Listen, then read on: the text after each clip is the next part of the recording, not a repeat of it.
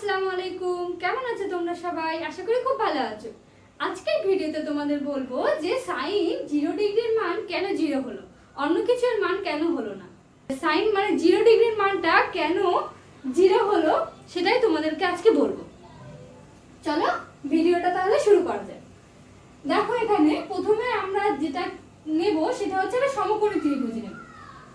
এটা হচ্ছে একটা সমকোণী ত্রিভুজ যার সমকোণ হচ্ছে এটা, ঠিক আছে? তাহলে এখানে নাম দিয়ে দেব প্রতিটা এ বি সি।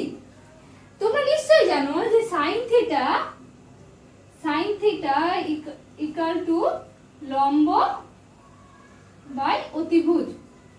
আচ্ছা, তাহলে এখানে লম্ব আর অতিভুজ কোনটা?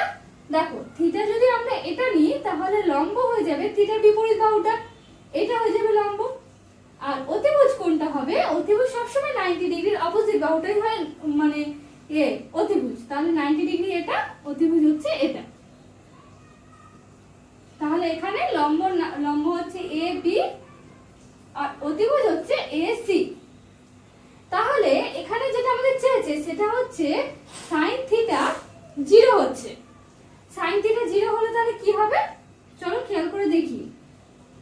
দেখো এটা হচ্ছে থিটা, ঠিক আছে? প্রথমে থিটা এটা ছিল, থিটা আস্তে আস্তে কমছে। দেখো তো থিটা কমলে কি হচ্ছে, এই যে এ বি থিটা দেখো এখানে প্রথমে এত বড় ছিল, তারপর এইটুখানি হলো, তখন এ বিটা কি হচ্ছে, এ বিটা আসলে এত দূর চলে আসছে না, এটা এখানে চলে আসছে না, তারপরে থিটা আরো কমে গেল, কমে দেখো আরো এইটুখানি হয়ে গেল, তখন এটা আরো কমে যাচ্ছে, নিচের দিকে নামছে এটা। থিটা আরো কমতে যখন এর সাথে মিশে যাবে তখন এটা কোথায় চলে আসবে, এটা এখানে চলে আসবে।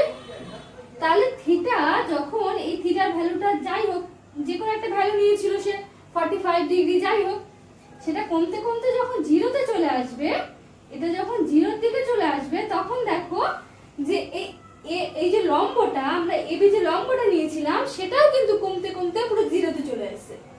তাহলে এবি তা কোথায় যাচ্ছে? 0-তে যাচ্ছে। এবি নাম দিলাম পি, পারপেন্ডিকুলার বা লম্ব পি দিলাম।